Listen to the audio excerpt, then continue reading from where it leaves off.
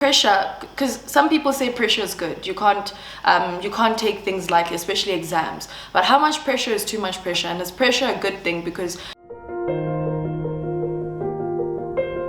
if you could mobilize a group of people, what movement would you mobilize and why? I would call my movement the mindful movement. Suicide is one of the leading causes of death between people aged 15 and 29. 1 in 3 people are expected to suffer from mental illnesses in their lifetime. So I believe that mobilizing people to strive for mental health would actually fix so many social ills in our society. And that is what I would mobilize.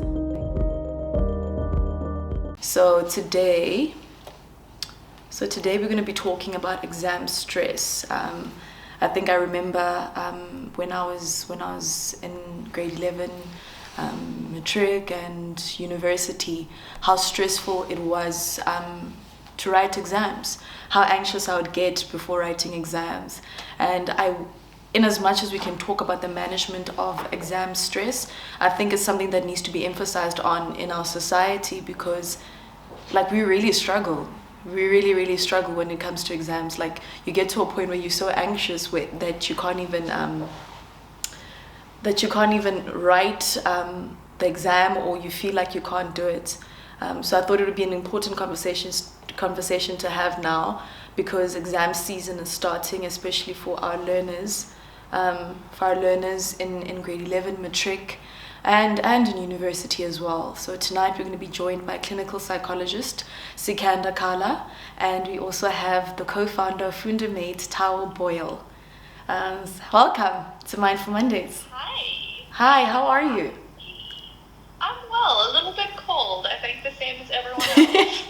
It is freezing. I flew back from KZN, and it was a bit warmer that side, and I got here and I was just like, wow. I had to put on a jacket. Shock. It was a nasty shock, and I had to put on a turtleneck, and I had to tell my team, guys, listen, I want to look cute, but at the same time I just want to be warm. And you look very warm right now. It shows you. You have to be. Hi, Sikanda. Hi, Shudufhadzo. Hi. Hi, how are you? I'm very well, thank you. How are you? I'm fine, thank you. I see we're all in our turtlenecks. We're all warm.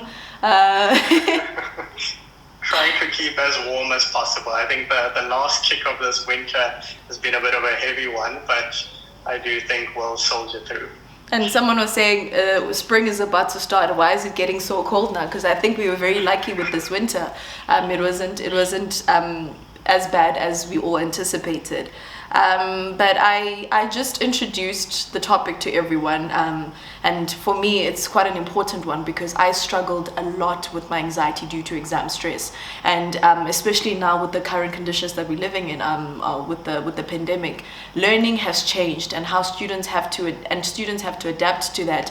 But at the same time, I wonder if their mental health is taken into consideration. Imagine if we were struggling at school with the exam stress and anxiety, how it is now under the conditions that we are currently in. So thank you both for joining us tonight and basically helping us unpack this topic, and I'm hoping there are a few people that are watching here and it's going to be helpful to someone at least. So I just wanted to start, this is for the both of you.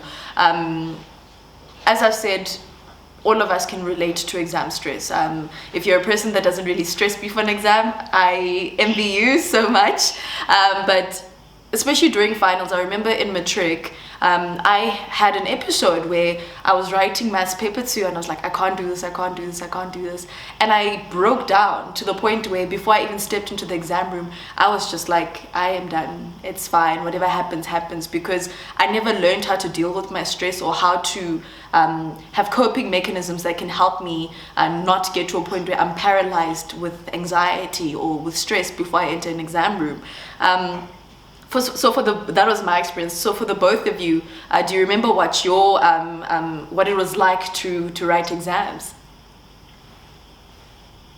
I think just for me personally, quite a daunting time. I think it's one of those things that you can be consistent throughout the year, or consistent throughout your years of schooling, but I think there's so much emphasis on what it culminates into. I think it's one of the few things where we get so fixated on the destination rather than the journey, where we see it as an end to what it can lead to, rather than how it is building us throughout the years. So when you think of basic education and how it's building you throughout the years, essentially you're acquiring something throughout all those 12 years of study, but it feels like it's all come down to one moment. And I think that's where the anxiety stems from, that it almost feels like if this moment doesn't go right, you've essentially thrown everything out the window and the 12 years is invalidated. And I think that mindset gets to all of us in that moment. But I think back at it now and I reflect on it and I realize that even with that catastrophic thinking, years down the line, when you look back at it, you can actually see that, hey, I learned so much throughout the years of studying that will always be part of me. It doesn't invalidate my worth. It doesn't invalidate my sense of competence. It's not the end of the world. It's just more a moment in which you get to solidify some of those things that you've been working on throughout the years. And there's always ways to find ways to remediate any sort of fallout or anything like that. And I think we don't feel that way in that moment, because I think the exam is one thing, but all of the other expectations placed on you, the perception, the what does this mean for the rest of my life, the family pressure, we don't function within a vacuum. So we're always being pulled in so many different directions, so many strings being pulled at, so many buttons being pushed, that we take all of the weight of the heaviness in that moment, and it becomes quite an ordeal. So that was my experience, but I also was able to just say to myself that I have been refining this competence throughout the year, and I need to trust in myself in this moment to just follow through on what I've been doing, specifically speaking about matric, that just to follow through on what I've been doing and to understand that this is my margin of competence and I can't do the impossible. I can only do the best that I can do in this moment. And that provided a bit of reassurance, but still a stressful time. But I definitely agree. I think, I don't know if you guys have this, but I wrote matric like 5 years ago and I still have dreams about writing it. And I know so many other adults who, when they get stressed, they dream maths, especially that maths paper too. I think you were not alone in that. Like that was a terrible time in my life. I think that pressure is, it's so real that even years after you've written those exams, it still comes back to you. So if you're in matric and you're stressed, you're not crazy. We were all there. I think something that you mentioned, we live in a country with high levels of unemployment and poverty, right? So for most people, so with me, we get told that education is the key to the economic empowerment of our youth, right? So in that one moment, going back to what you were saying, you feel like this is do or die. If I fail, then my life is over. If this and this, so the anxiety that comes on for so many people is that this is the key for me to my independence. This is the key to my economic empowerment, and I feel like so many people relate in that because we are taught to romanticize burnout, to feel like if you fail once, then your life is over. And I think the narrative, especially now going to exams, should change because, like you're saying, this is all you could give. It's not a measure of my competence. And I remember in high school, a lot of us would speak about how is it that we have to learn everything that we did in one term and write an exam that's an hour, but it stresses us out to the point where you feel like, oh my gosh, I can't do this, even though you can. And I think it's because of the stresses that are in society as well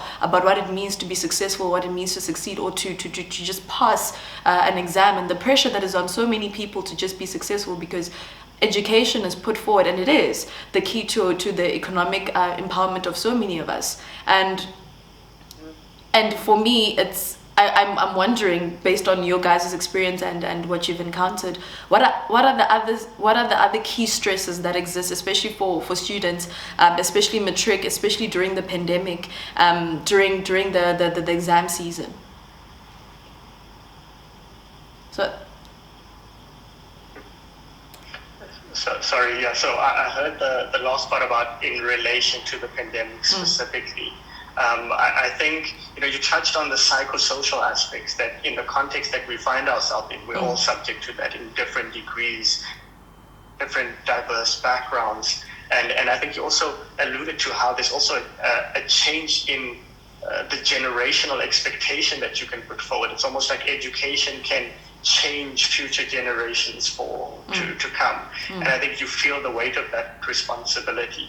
But I think in particular with regard to the COVID-19 situation and all of the disruptions that the pandemic has caused on the schooling system. I was listening to the Minister of Basic Education's address yesterday in just how much disruption has occurred to the schooling system. And it immediately brought me back to the notion that we were focused on IQ in the sense of intellectual ability and focused on EQ from an emotional intelligence perspective. But for now, I think the key focus is on AQ when it comes to adaptability. I think we find ourselves in such an unpredictable landscape. So I have a question. There's so much uncertainty. Please tell me what AQ is. I've heard of EQ, IQ, but AQ? So it revolves around adaptability. Okay. What sort of capacity you have to deal with adaptation in a moment when so much is being thrown your way. I think the pandemic has thrown everything out of the way. And, I remember back last year around March, everyone was figuring things out. Heads of state, ministers, all on a day-by-day basis, things were changing. And if you think about it, we need to adapt to all of that in a short amount of time. And I think back now and I say to myself, adaptability is the most important thing, but we can also only push that to a certain extent before it starts putting so much strain on ourselves. And I think that's the balancing act, the self-care, the being reasonable, the finding balance in a world where we have to adapt so much because of the uncertainty and the unpredictability and schedules changing all the time, learning new mediums of instruction and methods of instruction when it comes to going virtual, then going back into class. You studied face-to-face for 11 years, and now in the last year you have to jump to virtual lessons. It's an adjustment. It's a massive adjustment. And I think that's the key word there as well, that one of the big things that we have to sit with here is to say adjustment on top of adjustment on top of adjustment each week is overwhelming, and it will burn out any person. And I think we need to look out for that burnout as well. But that's my 2 cents. I'd love to hear from other parties as well. I just have to ask though, before you go, Tao, with the pressure, because some people say pressure is good. You can't take things lightly, especially exams. But how much pressure is too much pressure? And is pressure a good thing? Because I think the amount of pressure, especially for matrics, the amount of pressure that is put on matrics it gets to a point where it can be debilitating. Like it can be instead of encouraging you to succeed, it can get to a point where it paralyzes you. So is pressure a good thing? Because I know that I was one of those people. If there's no pressure, then I'm not going to do it. But as soon as there's pressure, I work well under stress type of thing. We all have that mentality. But how much pressure is too much pressure? And is pressure in general, especially for matrics, good? Obviously, I'm sure there's different types that may be there. But yeah, how much pressure is too much pressure? And is pressure a good thing, especially for matrics? Sure. Do you want me to give that question a go first, or? Okay, perfect. So what I would say is you're 100% right that sometimes anxiety has such an adaptive function to it. If you think of anxiety in a fight or flight or freeze sort of situation, there's a process that happens there that protects us. At the end of the day, if one sees a threatening thing, maybe they see a snake approaching them and what have you, anxiety kicks in and they run in the opposite direction. And that's to almost protect ourselves. But when it starts going too far and becomes quite dysregulated is when it's particularly concerning. And I think you also touched on like a procrastination anxiety that allows for you to get stuff done in the last minute. So it's almost like, let me delay things, let me delay it. And when do or die comes, I'm pulling the all-nighters and I'm getting it done. But the problem with that is it only works up until it works and then stops working. And it's moments like that that can be so scary, because when we're talking about the anxiety revolving around big exams, just one exam that doesn't go well feels so catastrophic to the individual.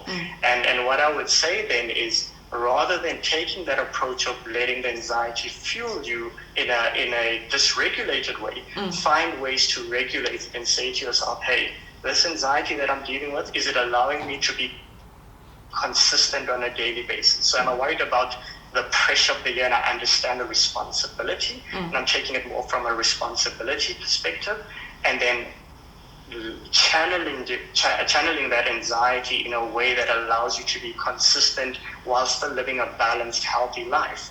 But if it gets to a point where you're pulling all-nighters over and over, it's going to deplete you. And there's going to be disruptions to your sleep, there's going to be disruptions to your energy, and that will obviously then have consequences in the long run.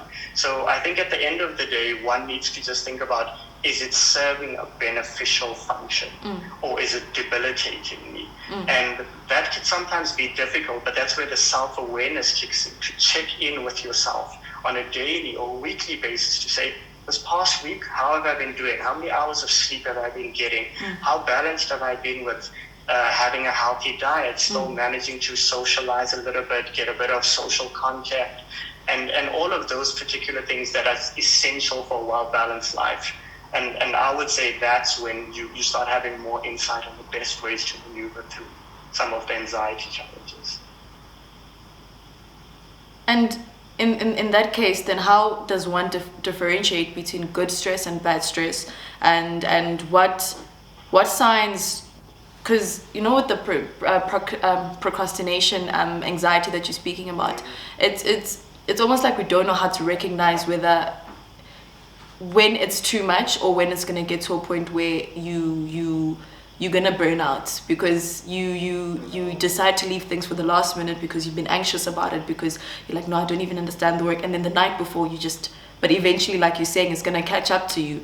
So how does one tell the difference between good stress and bad stress, and what should I look out for, or the matrix that are watching, or whoever is writing exam and has exam stress, what signs should look out for that it's too much, and in terms of other friends as well, like what should they look out for to know, to the friend to know that this person is struggling?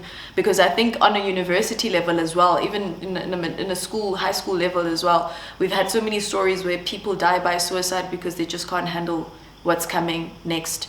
So there's also that element where we need to be able to identify it. If you've got a roommate, if you know someone, or even parents, how do they identify when the pressure has become too much? Because I think stress is very romanticized, because someone will tell you that it's equivalent to success.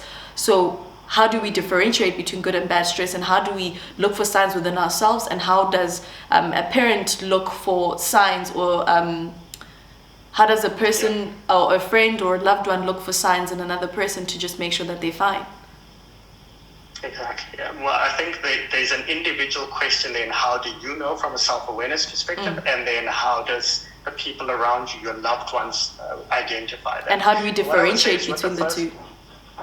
Exactly. So what I would say is, with the first one, that's where the self-awareness is so important. And I know I'm harping on that one quite a bit, but I think it's something that we need to pay particular attention to check in with ourselves regularly, because we know the importance of structure, we know the importance of routine, we know how that leads to us living a happy, balanced life. And when you start seeing fluctuations in certain domains, I always draw upon the term neurovegetative symptoms, which essentially is just some of the parameters in which we could see what level of daily activities of living you're still managing to uphold. And it usually also gives an indication of when your mental health may be struggling.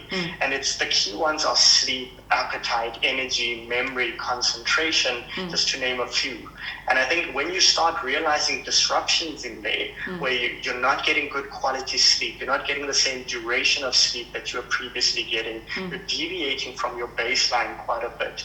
Your appetite is also taking a knock. You're either under-eating or overeating from like a stress eating perspective.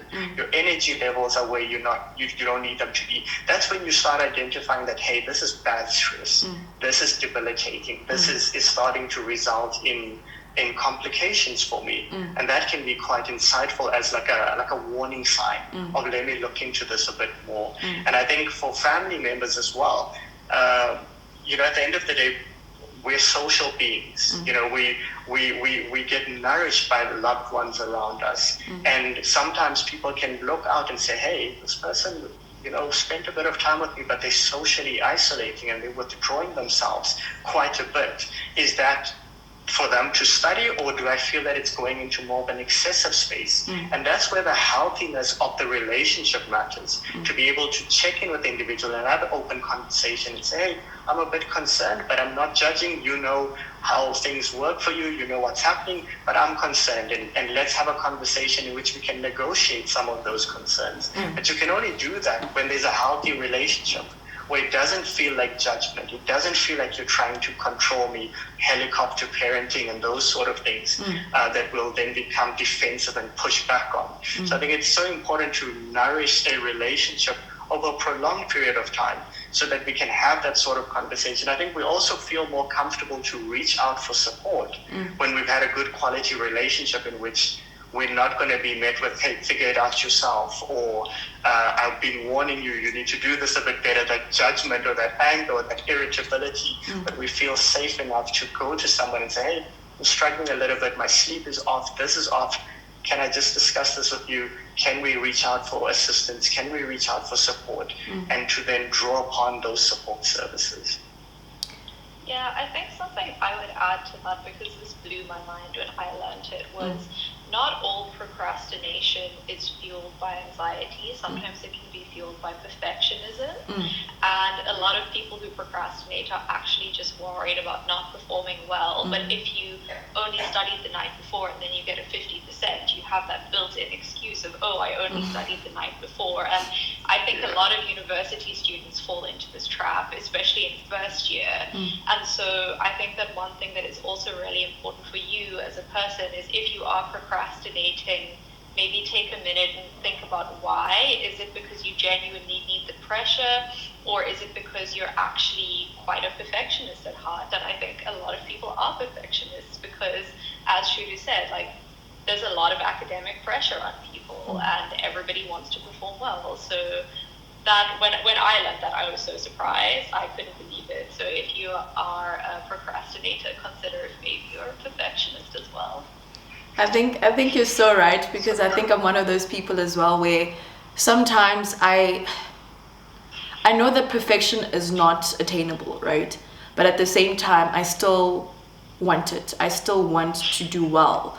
And in all honesty, like I'm being very honest right now, because, you know, like when a person asks you, like, perfection doesn't exist, it doesn't, but we still want it anyway. We just want to do good. We just want to know that we did well. And what I found was, when I do procrastinate, like you're saying, if I got like a 60, then I'm just like, okay, at least I didn't study that hard. So you're not saying that it's fine, you still manage yourself, but then at least you have that excuse at the back of your mind. And then you find that when you actually do put an effort, where you take the time from, let's say, a week before, and you just try to familiarize yourself with the work, there's a big shift, and you realize that the anxiety that you had to not study because you're scared that you would understand and you were scared that you wouldn't do well, like it goes away when you confront the problem, you know? I think most of the time we have a tendency of just trying to sweep it under the carpet, but with exams, it's very hard to sweep it under the carpet, because eventually you're gonna have to look up and check and face it, because it's something that is necessary. We can avoid as many things as we want in life, but when it comes to exams, it's like that unavoidable stress that we all have to encounter in order to be successful in life. So you're so right. But then I also wonder, like, this is to the both of you, how has COVID made it difficult for learners, or made exams more stressful? Because, like I said earlier, we dealt with stress when we were in matric and we were in university and wherever else. But we dealt with stress. But how has, I know we've touched on it, but I just want to go back to it. But how has it exacerbated the stress that normal students have faced, in both your experiences and the work that you do? I mean, I think it's created a whole lot of new stresses. At the beginning of this call, you mentioned sort of the socioeconomic state of South Africa, and online learning is just not an option for so many people. people, because if you can't have data, then how are you going to learn online? So I think that on top of the stresses around performance, around sitting those exams, you also have stresses around how are you actually going to study in the first place. And I think that's really hard. I think I'm going to let Sikander talk more about the performance anxiety, as he's more qualified with. Yeah, but I think that's such a valuable comment there, because I think we've been touching on it. The academic arena is not in a vacuum. There's so much happening around you. Also, just moving not only to matrics, but throughout the whole basic education schooling system. I heard the Minister of Education yesterday talking about teenage pregnancy and the responsibilities that come with that as well, and peer pressure, substance use, and all of those sort of difficulties to try and numb some of the stresses that we are experiencing. There's just so much to sit with and so much to unpack there. I think with COVID-19 in particular, more often than not, individuals carry a level of stress that is internalized. So we use the term eternal locus of control. I almost say that all of the responsibility falls on me, and if I don't succeed, I am the source of my failure here. But I think with the COVID-19 disruption to the academic program, I think there's also been a sense of I'm fighting another battle, because I find myself in this most unique space where things are so crammed and there's so much to cover in such a short amount of time, where there's questions of, is this even possible?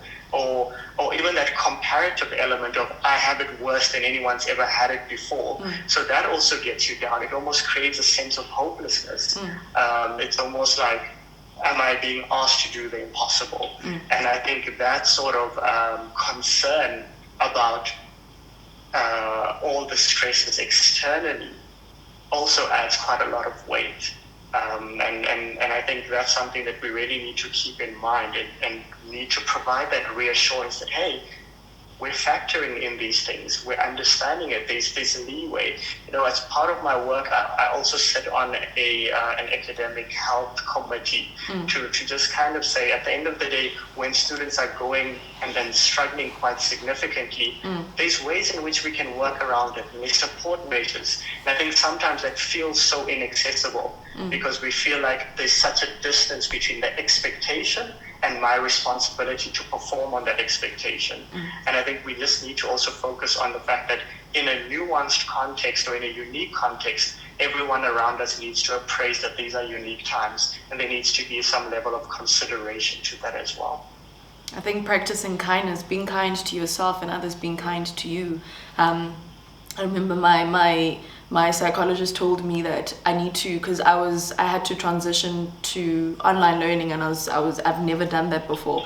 I mean, even face-to-face learning is very difficult for me. Now I have to do online learning, and you're so right when you speak about how not everyone has access to internet and the necessary resources in order to do the online learning. And you get to a point where sometimes you invalidate how you feel because you know that other people have it worse than you.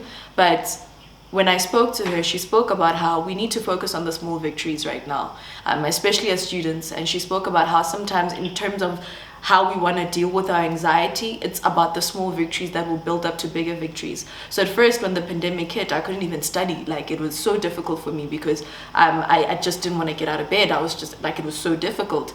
And when she said focus on the small victories, it's about an hour a day, even 30 minutes. If you feel like you can only do 30 minutes of your schoolwork or an hour of your schoolwork, do that. Eventually you're going to build it up to the point where you're comfortable with it, and it's not as nerve-wracking anymore, and you can do 3 hours or even 4 hours. Because I used to be very envious of people that can study from 9 in the morning until 9 in the evening, because I just did not have the capacity to do that. And it got to a point where I felt like I was not doing enough, and I'm not going to pass, and I'm on a scholarship, I'm going to lose everything type of mentality, because that's how it is for most people. But I think to the matrics and to any student that is struggling with exam stress, I learned that the best way to do this is by focusing on the small victories. So instead of putting so much pressure on yourself and studying the night before, do an hour a day, even 30 minutes. It goes a long way eventually, and it builds up to the bigger victory where you feel less anxious before going into the exams. Maybe I'm wrong, but you guys have worked with this before, but that personally worked for me, focusing on the small victories, because she said you have to remember that we are in a pandemic. Sometimes when you're so stressed about your schoolwork and the different forms of learning, you forget that you spoke about AQ adaptability. You're adapting to a new situation that you were never trained for, that you're not even used to. So focusing on the small victories just help. And also, huh? No, so valuable. I think that's completely spot on. Like, it's so daunting at times, and if you can then just break it down into smaller chunks, you get to a place where it's manageable on a day-by-day basis. And that's what we need to do in times like these, in these uncertain, unpredictable times when we need to adapt. We need to break down the massive sort of mountain that we see and say, hey, I can't deal with a mountain all at once. Let me just break it down into bit by bit.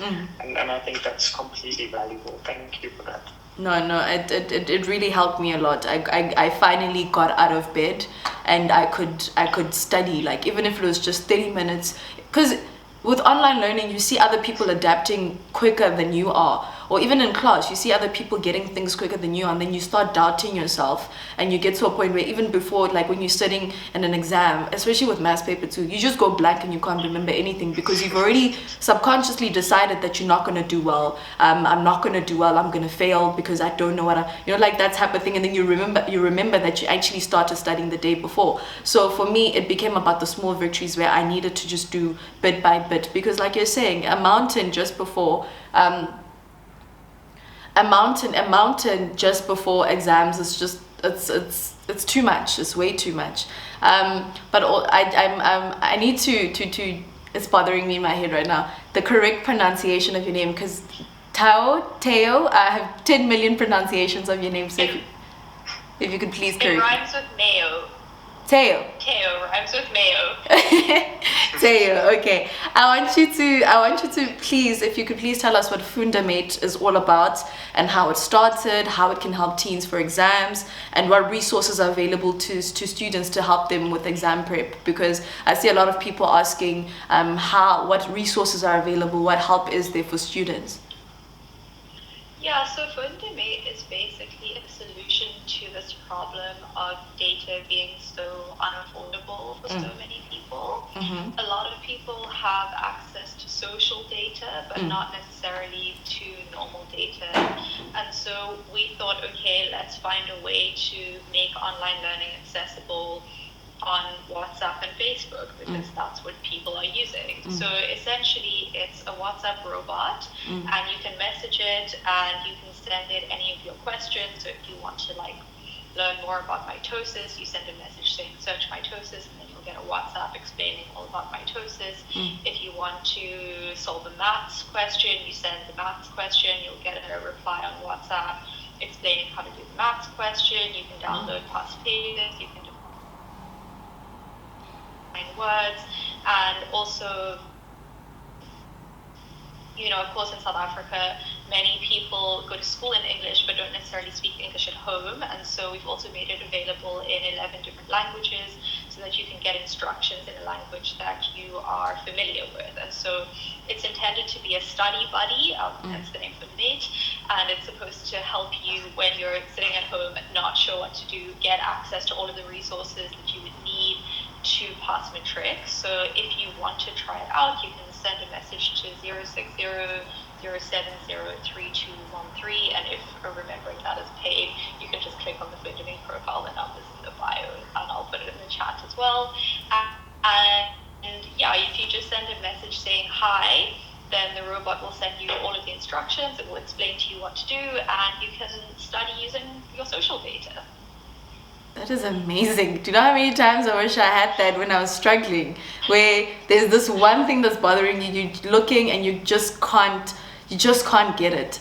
How did you even think of that? That is amazing. So I think that a lot of I just put the number in the chat now. So I think a lot of the credit needs to go to my co-founder, co-founders. So my co-founder's name is Descartes Magabula, and he went to school outside Nelspruit, and he attended quite an under-resourced school where he was the only student in the school who had access to a computer, and it made a really big difference. He graduated top of the class. He was the first person from that school ever to get accepted to UCT, and he went on to study computer science. You might have guessed from the robot aspect of this project. And when COVID hit last year, he was basically like, wow, people are going to be stuck outside of school. What can we do? How can we try and help them? WhatsApp had just opened up their API for public beta testing, and so we started working on this. We weren't really sure it was going to take off at the beginning. Like, we were working on it in the middle of COVID, and it was something that we felt could be impactful, but we had no idea. And I decided to make an Instagram account for the work that we were doing, thinking maybe somebody would find it useful. And so I made the Instagram account on like a Thursday evening, went to sleep, and we woke up the next day to 3,000 messages on the bot. And after that, we were like, wow, okay, clearly this is helpful. We should start working on this and start taking it really seriously. So that was sort of when we really started working on it really hard, because we knew people found it helpful. That is really, really amazing, because I think a lot of people wish they had something like that, you know, like when you're trying, especially the midnight oil or the day before kind of procrastinators, you find that you have nowhere to ask or no one to ask. At least this helps it's going to alleviate a lot of stress and anxiety, because at least now you know that there's a resource that is available that can just help you answer most of these things, and especially with past papers, because it's very hard to find past papers.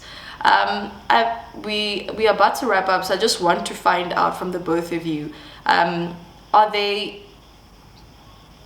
what tips do you have for students before an exam? Because what happens to most students, they'll tell you, I sat down and I went blank, because we get into that exam room stressed out of our minds, and you get to a point where even if you did study, even if it was a week before or the night before, everything just goes out the window. So what study tips do you have for students, and what not even study but also exam tips do you have for students if you get very anxious just as you're about to write the exam? How do you stop yourself from going blank, or what tips can you give them to prevent that from happening?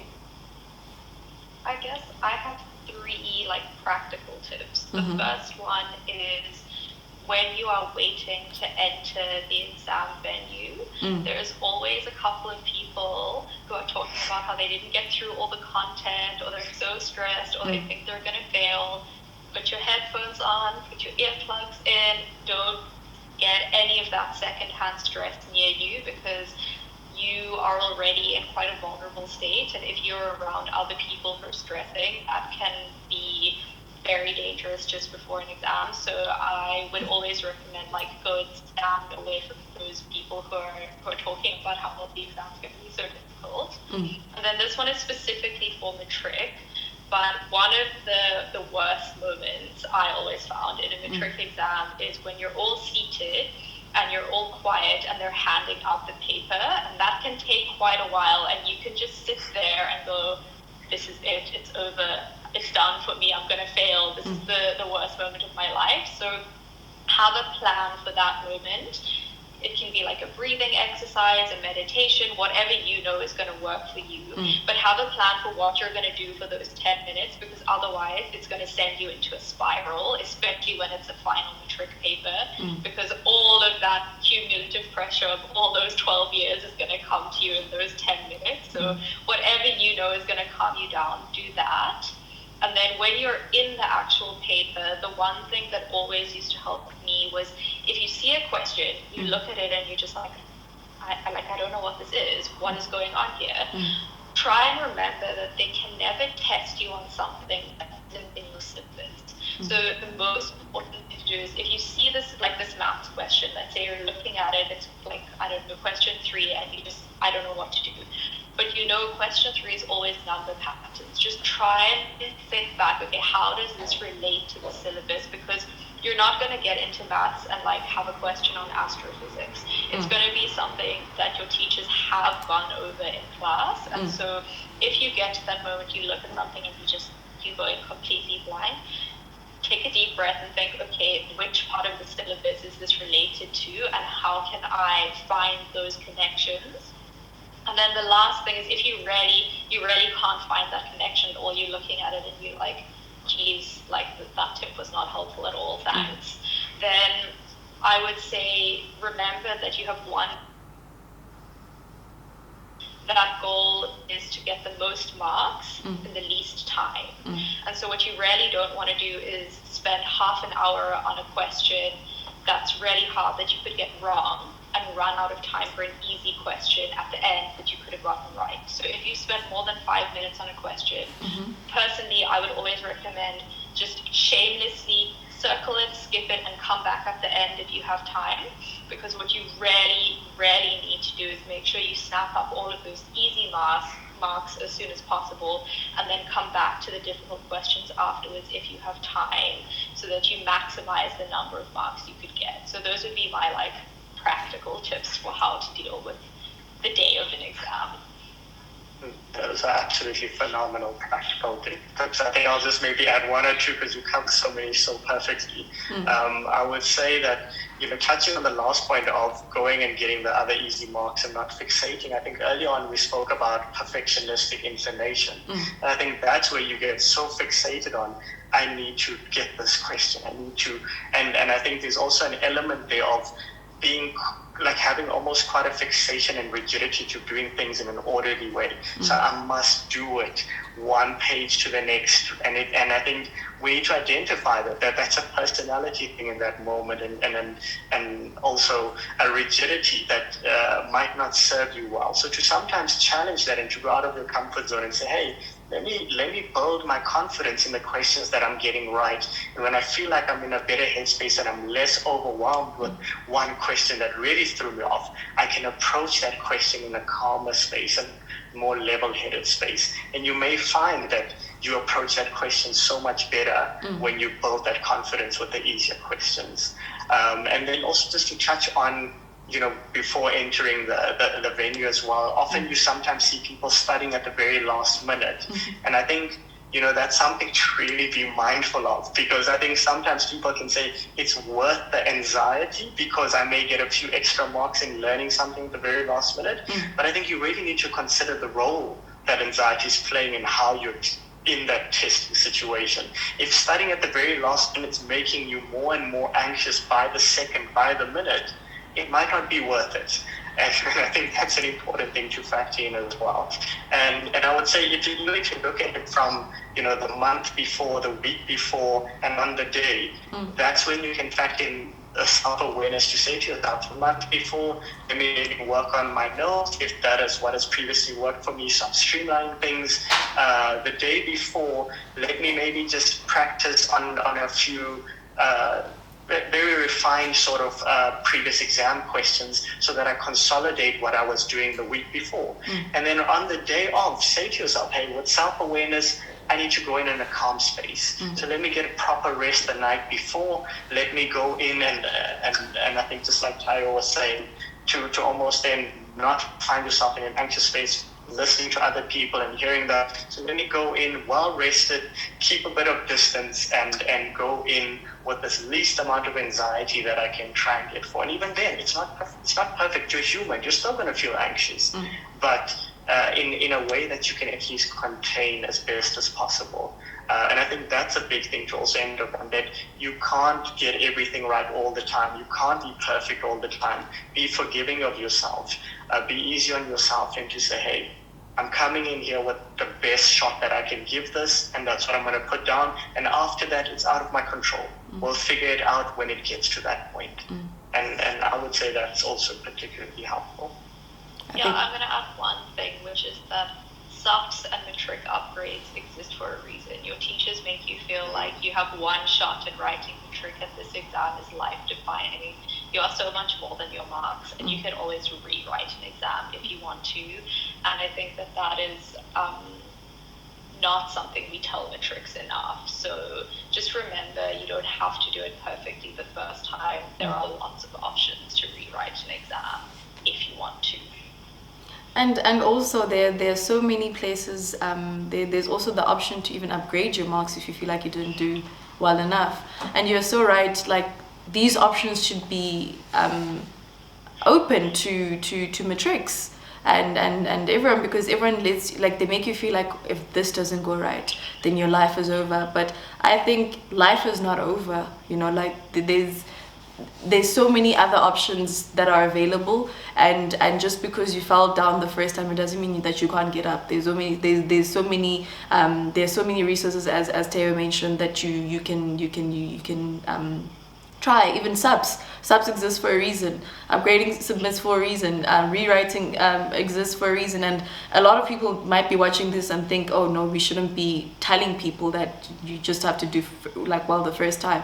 But some people have crippling anxiety to the point where it's not by choice. It's not by choice, and things happen in life. You might find that something happens to you before you write your exam, and then you don't do as well as you wanted, but then your life is not over just because of a mark. And I think that is something that we need to let people know. Teo's given us her message for matrix. Sikanda, what is your message for matrix, and what is the message of life after exams, whether you do well or you don't? Yeah, and I think that ties in also so perfectly with you're not defined by just your marks, because I think on some level it feels like a certificate with marks on it can either validate or invalidate your competence. And I think we end up throwing the baby out with the bathwater, and we end up feeling like if the certificate is not what we need it to be, all of the knowledge that we've acquired over those 12 years is gone, and it's not. No one can ever steal that away from you. And I think we're living in times now where people are being so autonomous in directing their lives and almost saying, hey, if this path didn't work out for me, I can try something else. I don't have to go into a structured academic program. I can find my passions, my interests, my creativity, and channel that in ways that are not solely rooted in the marks that you acquire. And I think that's a big thing for us to also keep in mind. I think we live in a world where we're so socialized to say, give yourself the best chances and avoid risk and what have you, and it almost then feels like you're almost caged into one sort of way through maneuvering through your life. I think it's important to also say to ourselves that while trying to optimize your academic arena, there's still so many other arenas that life offers, and you can explore that, and you can use the knowledge that you acquired over the 7 years rather than a certificate as a demonstration of that to find creative ways to create your own employment, create your own business, create ideas, help in an awareness way, an advocacy way, help individuals that may have found themselves in a catastrophic mindset to say, hey, this was my experience and this is what I did post that time. So I think that's so important as well, to say that there's not only one way to maneuver through life. There's so many other ways in which you can do it. And I would like to just give that sentiment forward. Thank you so much to you both for tonight. Sometimes I wish we had these conversations when I was in matric as well, because it was such a difficult time. And I think based on everything that we've spoken about, I want whoever's watching or whoever will watch this to know that you're not alone. Then there's a generation of people that have struggled with the same thing. But I hope these tips that were given tonight are helpful, and we've got resources such as Fundament now that exist that can help you, even if you're studying the night before the exam. But as we said, be kind to yourself during this time. We spoke about breaking things down so you don't have a mountain to deal with even the day before. I know procrastination, anxiety is a real thing, but I just want all the matrics and every single person that is writing an exam, even if you're not in matric, you're not alone. Like, there are a lot of people that relate to how you feel, and you're not a failure. You're gonna do well. I know for perfectionists that I hear as well, perfection, maybe I should also be saying this to myself. Perfection doesn't exist. Just do your best and just know that your best is enough. So thank you so much to you both for coming on Mindful Mondays tonight. It was such an interesting conversation to have with you guys. I felt like I'm finally speaking out about something that I also struggled with, that I could never really actively say that I struggled with, because a lot of people just then will label you whatever they want to label you. But you can get to a point where like you're saying, practice agency, start a business, there isn't a template that says this is how life should go. You can create your own path as well. So thank you so much for coming on Mindful Mondays tonight, guys, and thank you so much to every single person that watched Mindful Mondays. This was such a lovely session. Thank you.